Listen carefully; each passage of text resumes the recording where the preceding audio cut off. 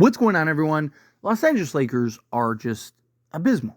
I mean, seriously, this is so incredibly frustrating after playing such great defense and looking so changed in many ways. Went on your home court, got absolutely picked on. I mean, dominated, bullied, right? Like, Detroit came in and just manhandled the Lakers in every facet. It was embarrassing. It really was. I mean, Detroit's posting, Twitter posts about like who swept the Lakers. It's just like, where's the pride, man? Where's the this is unacceptable, right?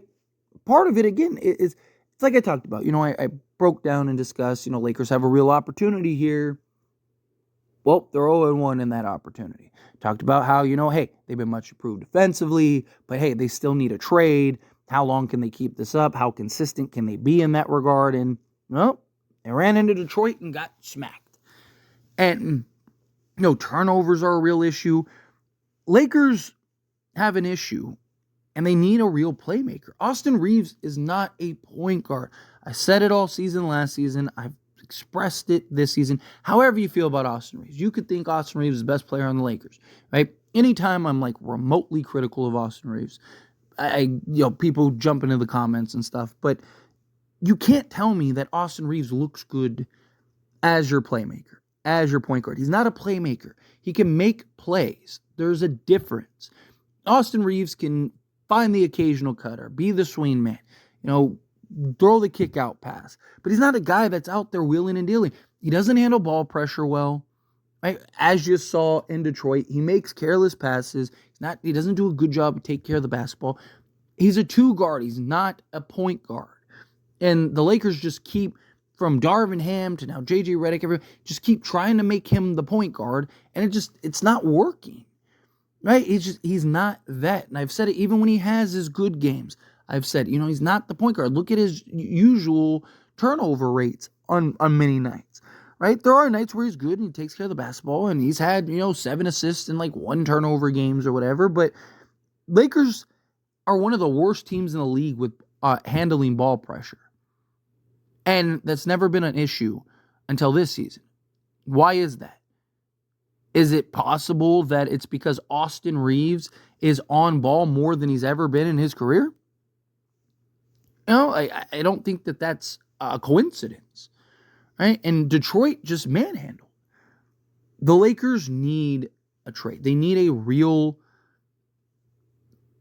just ball handler, physical, defensive guard. It's why I've talked about, Bruce Brown. And people are like, Bruce Brown, I get it. The 3-point shooting is a concern, right? He's not the perfect player, but he gives you size. He gives you physicality, right? He's a guy that can defend big, so he can defend, 1 through 3, even on occasion 4, depending on who it is. Right? Like, this is a guy that can, knock down the 3, not at like insane efficiency, but Austin Reaves isn't like lights out or anything like that. Right? And it gives you that toughness. It gives you that physicality. Lakers have been linked to Malcolm Brogdon a lot lately. And I know people are hesitant for a Malcolm Brogdon. And if I'm being honest, I am too. Primarily just the injury issues. But a healthy Malcolm Brogdon is everything the Lakers need and then some. A sizable point guard, is 40% from 3-point range for his career, can defend multiple positions, can play multiple positions, play on ball, off ball, but give you that toughness. Give you a guy that can get in to the opposing team's, player that he's defending and just not get pushed around and bullied and picked on, right? The refs, a lot of people, but the refs swallowed the whistle. And what do you think happens when you get to the playoffs?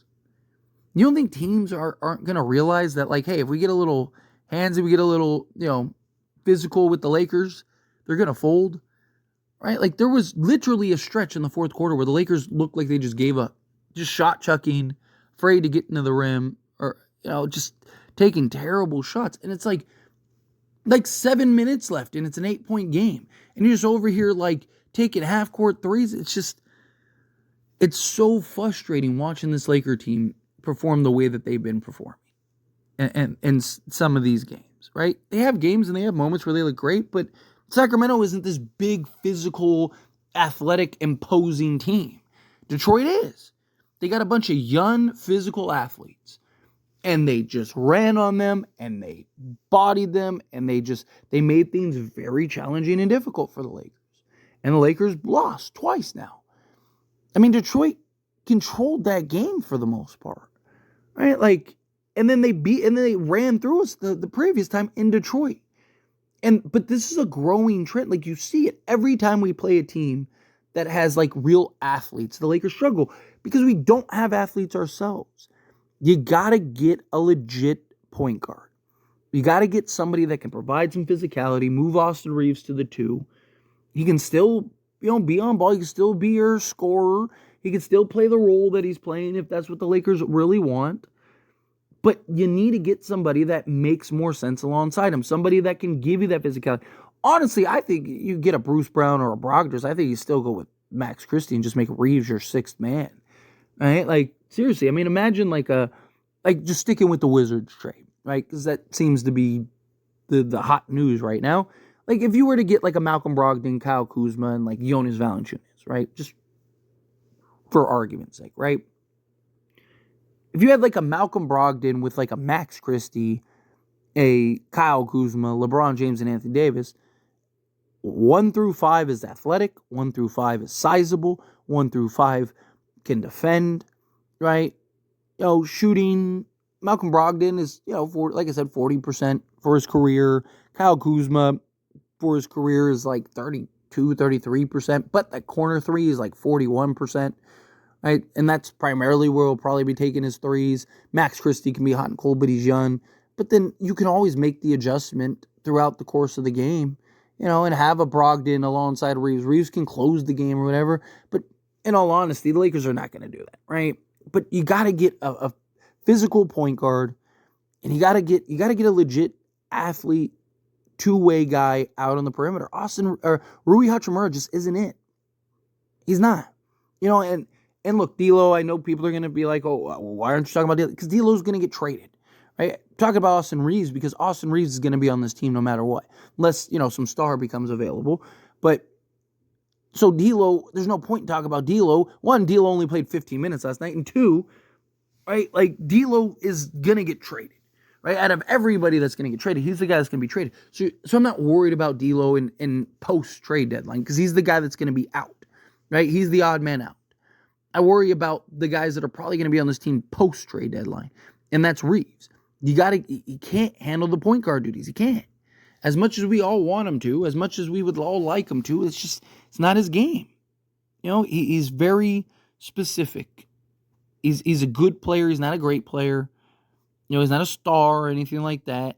He's a guy that, yes, he can do some things out there on the basketball court. He's a good basketball player. Right? But you got to get some real sizable wings. You got to get a legit, 3-and-D guard. Lakers need these things. They need these things badly. And, the problem is that I don't know how soon we're going to get those things, right? Chances are it's probably going to be later than sooner. And so the Lakers have to at least stay afloat in this time. But, next game you got coming up, you got the Warriors. And the Warriors are at home on Christmas, just lost themselves, right? Like they're a sinking ship. They're going to want to come in, and guess what the Lakers aren't good at? Perimeter defense. Guess what the Warriors are good at? Shooting the basketball. And then you follow that up with Sacramento, who, yes, we've beaten 3 straight times, but you don't think Sacramento's not going to want to win that game? And they're on like a 4-game losing streak themselves. Like, things can get bad real fast here. Like I talked about it in a video yesterday, right? Lakers are, a game out, a couple games out from, being, even a top 3 seed, right? Going into yesterday's game. But then I also said they're only a game back from being out of the play-in entirely, right? The West is so tight. Lakers go on another 3-game losing streak or something like that. They're going to have an uphill battle to climb. And this is a game that you should have won, and you blew it. And it's just, again, Austin Reaves, D'Angelo Russell, and Rui Hachimura. They're not athletic. They can't defend. I love Rui. I do. Seriously, I wish we could keep Rui. We can't.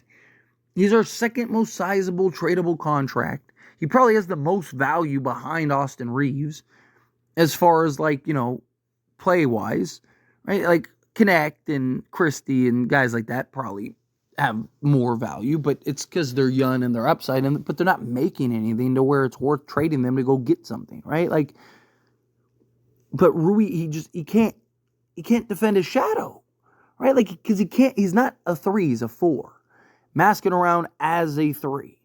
You got to get some legit athleticism out there. You got to get some legit physicality at the guard position. You got to get some legit point of attack.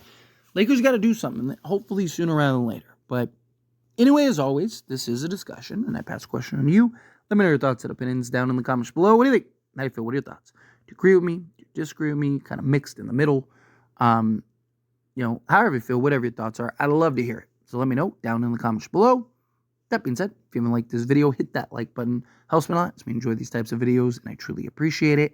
Not subscribe channel, hit that subscribe button. Turn on the bell notifications. Appreciate y'all. See you in the next one. Thank you.